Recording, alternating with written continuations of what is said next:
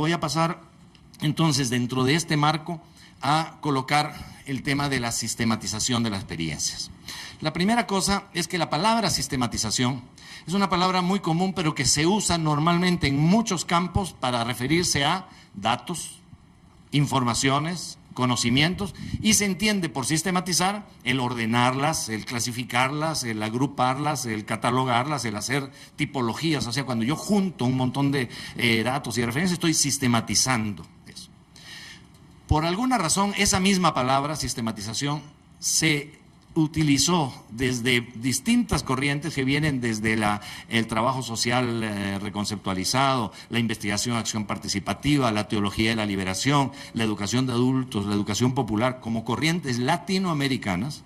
En el origen del pensamiento, el origen de la sistematización viene de corrientes de pensamiento latinoamericanas que empiezan desde nuestra propia realidad a tratar de pensar otra manera de hacer las cosas, y surge la palabra de sistematización, pero referido no a datos, a contenidos o a informaciones solamente, sino a experiencias, que son mucho más que eso. Si nosotros tomamos las que aquí han sido presentadas, no vamos a dar cuenta que lo que nosotros tenemos, lo que ustedes tienen, cada uno y cada una de nosotros, tenemos algo que es, primero, nuestras experiencias son procesos históricos sociales que se están haciendo en un contexto determinado, en un momento histórico determinado, en situaciones políticas, económicas o culturales del México de hoy o de Parras donde estamos o en Cuba. Es decir, cualquier experiencia nuestra, la tuya en tu periódico, tiene que ver con un marco histórico cultural y tiene que ver con una situación específica que es parte de un proceso histórico-social. Ninguna experiencia es aislada de ella. Pero por otro lado, no existen experiencias en sí, son experiencias vividas por nosotros y por nosotras como personas, es decir, sentidas, sufridas, angustiadas, hechas con ilusión o con pena. Es decir, toda experiencia ha sido una experiencia marcada profundamente por nuestra subjetividad. No existe la experiencia etérea, abstracta, indiferente. Nuestras experiencias están marcadas a sangre y fuego por cómo las hemos vivido y sentido. Entonces, cuando hablamos de sistematizar experiencias, seguramente vamos a tener que ordenar, clasificar y catalogar datos, pero estamos tratando de ir algo más al fondo, tratar de interpretar críticamente el sentido de eso que hacemos, de por qué hacemos eso que hacemos. Y por eso en la sistematización vamos a reconstruir el proceso vivido para tomar una cierta distancia y analizarlo críticamente. Entonces, nuestras experiencias, la que ustedes cada día hacen en su labor cotidiana, es inédita, porque jamás se ha hecho antes, y es irrepetible, porque jamás volverá a ser igual. Si el año pasado hubiéramos tenido un seminario, un foro igual a esto, sobre el mismo tema, con los mismos contenidos, con las mismas personas, no sería la misma que esta que estamos viviendo. Y si los compañeros están trabajando con la radio calzada el martes, seguramente que el miércoles en la misma radio calzada van a vivir una experiencia distinta e inédita a la que habían vivido el martes. Y lo que vieron el miércoles será irrepetible. Pero hay un proceso de acumulación. Pero ese proceso de acumulación no es automático. Hay que hacer intencionadamente la búsqueda para explicitar o descubrir el sentido que está en eso que se está acumulando.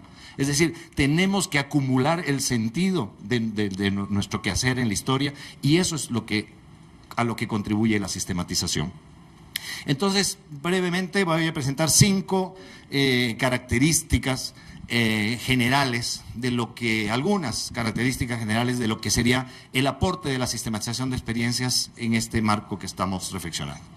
La primera es que la sistematización de experiencias valora los saberes de las personas, es decir, de nosotros, de nosotras, de la gente con la que trabajamos cada día, como sujetos protagonistas de las experiencias.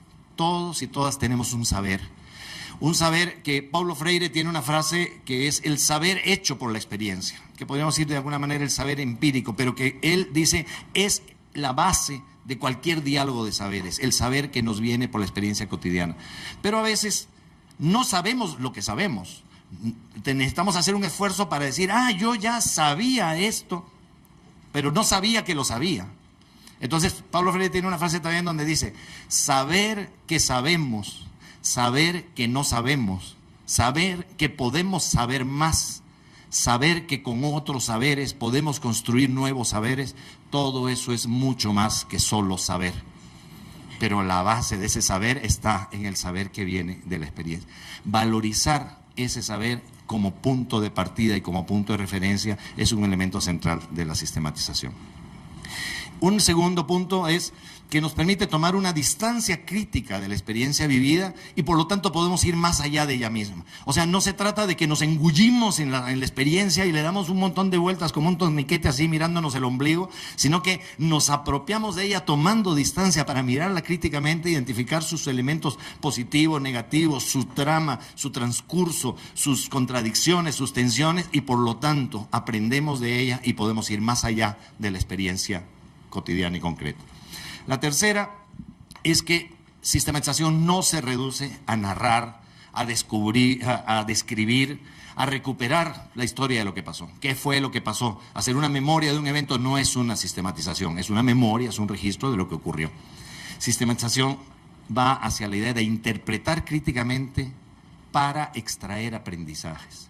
Si no encontramos en esa recuperación de la experiencia hallazgos, elementos que nos permitan aprender intencionadamente y críticamente para lo que tenemos que hacer en el futuro, no estamos haciendo una sistematización de experiencia. Entonces no se trata solo de contar, narrar y describir. La cuarta idea es que nos permite identificar las tensiones que se van dando entre un proyecto y un proceso. Es decir, hacemos un plan de trabajo, vamos a hacer un proyecto, un trabajo en una comunidad, pero ya desde el día siguiente que empezamos el proyecto ya pasó algo que no podíamos saber que iba a pasar porque no había pasado. Es decir, vamos a empezar con una motivación a la gente en una reunión. Resulta que llegamos a la reunión y no vino nadie. O vino muchísima gente que nos planteó preguntas que no habíamos pensado que podían plantear. Es decir, hay una diferencia siempre entre el proyecto, entre el plan y el proceso. La sistematización de experiencia nos permite ir viendo qué fue lo que fue pasando en el proceso y por qué ese proceso se dio de esta manera. Y entonces vamos identificando los cambios, las opciones, los factores decisivos que han hecho que el proceso sea de esa manera. Entonces, aprender de nuestra experiencia a partir de lo que ocurre en nuestra experiencia, tomando una distancia crítica. Y por último, la idea que en esta sistematización nadie puede venir, no hay sistematozoides que vengan de fuera para sistematizarnos nuestra experiencia. Y esa era una palabra que le gustaba mucho usar a Roberto Antillón, que también lo sentimos muy presente con nosotros aquí, queridísimo amigo, compañero, hermano, con quien muchas de estas ideas las fuimos conversando y creando. Y esta idea de que no se trata de ser un sistematozoide que viene de fuera, yo le analizo la experiencia, yo se la reconstruyo, yo se la interpreto, yo les digo por dónde van los problemas. No, tiene que ser la propia gente, los propios protagonistas quienes sistematicemos la experiencia. Pero puede ser que necesitemos que alguien nos ayude metodológicamente a hacerlo. Pero esa persona que venga no puede sustituirnos en hacer la interpretación crítica. Termino entonces con la idea de que todo esto permite construir capacidades para transformar las relaciones de poder que vivimos en la cotidianidad. Cuando hacemos una sistematización de experiencias no volvemos a la experiencia iguales, pero eso nos debe permitir desarrollar capacidades. ¿Qué capacidades? Mirar las cosas de otra manera, mirar, como decía una compañera, mirar más lejos.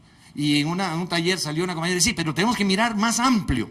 Otra decía, no, es que tenemos que mirar más detalles de lo que estamos haciendo. O tenemos que mirar con otro sentido, con otro color, con otro tono. Es decir, nos permite mirar lo que hacemos, la vida, desde otros ángulos y por lo tanto no volvemos a ser los mismos ni las mismas. Desarrollamos capacidad para pensar críticamente, desarrollar capacidad para sentir de otra manera, desarrollamos nuevas sensibilidades ante los temas y los problemas porque hemos descubierto que nuestra experiencia tenía tantas cosas que nos estaban enseñando que no nos habíamos dado cuenta y estaban ahí. Y entonces ese desarrollo de capacidades nos va a poder permitir tener mayores posibilidades de transformación.